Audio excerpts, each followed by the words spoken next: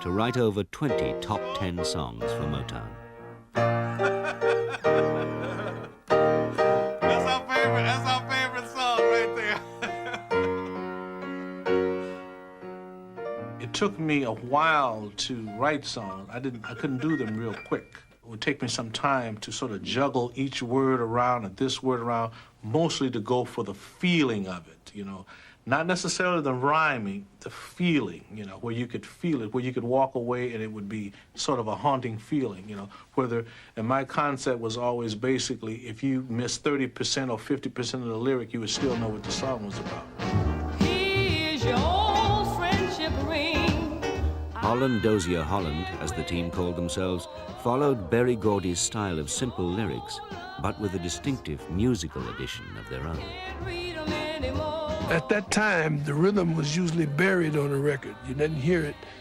Just a small pulse, you'd feel it. But when Holland Dozier Holland came on the scene, it became rhythm out front.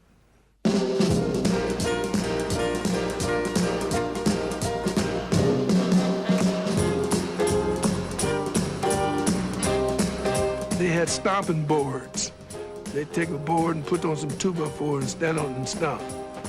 They'd shake chains, scratch on the wall. They did all kind of sounds and rhythm, and they were just creative. Anything that sounded pretty decent, they'd do.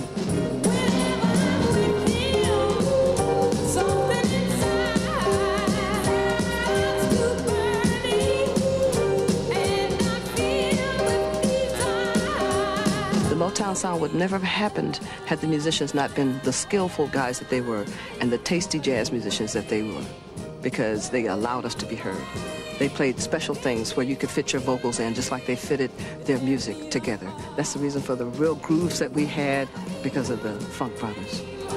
The Funk Brothers was the nickname given to the jazz musicians Gordy had brought in as the Motown session band. The company's young producers used them whenever possible to give their records a leg up on the competition, which often came not from the Beatles, but from just down the hall. The real competition was within the Motown. The Norman Whitfields, the Smokey Robinsons, the Ivy Joe Hunters, and Mickey Stevenson. That was the real competition, because you felt if you did not come up with that follow-up, somebody would be there, oh, the guys missed this time. Let's rush in and cut this. I think we got them. It was that type of thing. So that was really the only true competition that you were really aware of or felt.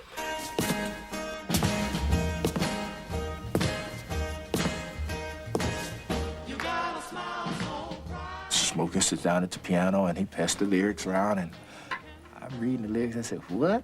You got a smile so bright, you know you could have been a candle." I said, "That's hokey." But the more I looked, at it, and we started putting the harmony together, I said, "This is some pretty clever stuff," even though it was very simple, but it had a nice, unique thing about it. And once we put the voices together and rehearsed it and went in the studio and we heard the track and we put it all together, that was the one. Well, you could have been anything that you wanted to, and I can tell the way you do the thing you do. The way you do the things you do.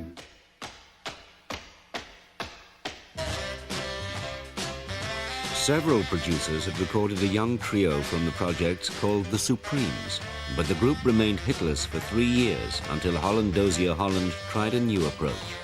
We had watched people come into Motown, be signed, and get a hit record and go on. And we were the first female group there. So anyway, when Eddie brought us this song, it was to be our, I think, 12th release, something like that. I heard the song, we heard the song, and at that time I was kind of more or less the spokesperson. I spoke up, And I said, "Eddie, we want a hit. This song is not a hit." And I said, it's nothing. It's like, "Baby, baby, where did our love go? Baby, baby." I said, it's nothing. I said, "Look at Martha and the Vandellas. We want a hit like theirs. We want a soulful record." And he said, "Mary, trust me, this is going to be a hit." I started crying. I was begging the guy, "Please give us a hit." This is how desperate we had become. But now that I surrender, so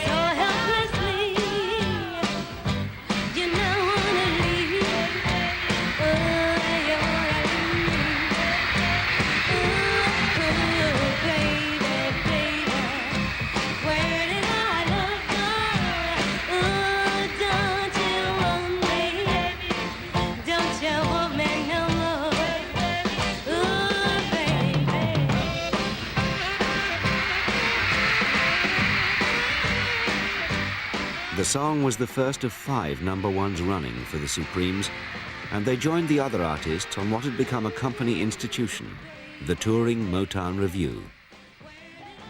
How about a ladies and gentlemen, cheer? I was Smokey Robinson's Motown Revue. Thank you, kind of ladies and gentlemen. Yours truly, Bill Murray, saying thanks for having this entire show. And don't forget to keep in mind, once again, The Motown Revue, the very first one, was 94 one-nighters. That's 3 months of living on a bus. Out of those 94 one-nighters, we had about 3 hotel stays. So it was actually sitting on that crowded bus with a 12-piece band and 8 or 9 acts. That was also in the days of the Freedom Riders. And when they see this bus, we came to get gas. And as we stepped out of the bus to go to the Johns, we looked down the street, and all the little houses along the street had people standing in the doorway. And behind the door was a shotgun.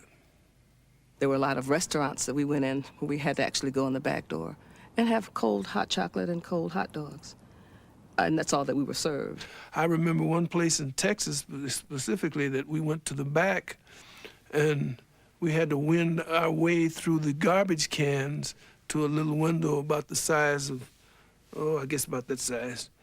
And man, they would put our plates through paper plates through the window, and we ate on the garbage cans. oh yes, wait a minute, Mr. Postman. But racism was not the only problem Motown faced with its artists.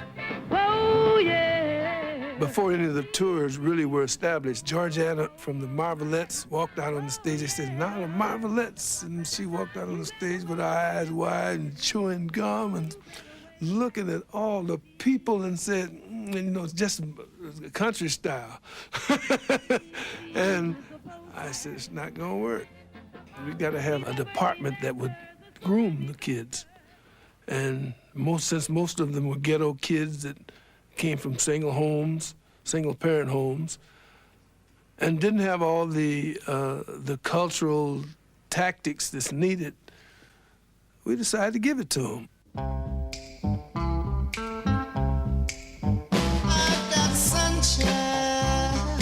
They asked me to open up the finishing school there, Motown Finishing School. Of course, the youngsters, they came from humble beginning, and some were rude and crude and from the street and the project. But with me, it isn't where you come from, it's where you're going. She taught us how to be elegant, and that's what we wanted. It wasn't something, we weren't being taught something that we didn't want. We wanted to be better. We wanted to, aspire to be the best. She'll say, now, ladies. Golly, we used to hate her then. She was the brunt of a lot of jokes, I'll say that, because as young girls, we didn't take her seriously. But I did in my heart, and I applied everything she taught me. And I can't really do anything now without thinking of Mrs. Powell. If I sit, if I talk, if I walk, if I carry myself at all, Miss Powell is there. Marvin Gaye said to me one day, Miss Powell, he called the finishing school a charm school. Miss Powell, I don't think I need a charm school, and I don't think I need any training. I said, Marvin, you don't need as much as some of the other artists, but you do sing with your eyes closed. I'm a stubborn kind of fella, got my mind made up to love you. And it gives the illusion that you're singing in your sleep. And #1 places around the country, you have to have your eyes open. Woo! Then we could improve on your walk because you're leading with your shoulders and your head. With this thing. Everything had to be done in a classy way. So if they were doing the shake or whatever, well, we didn't do it in a vulgar way.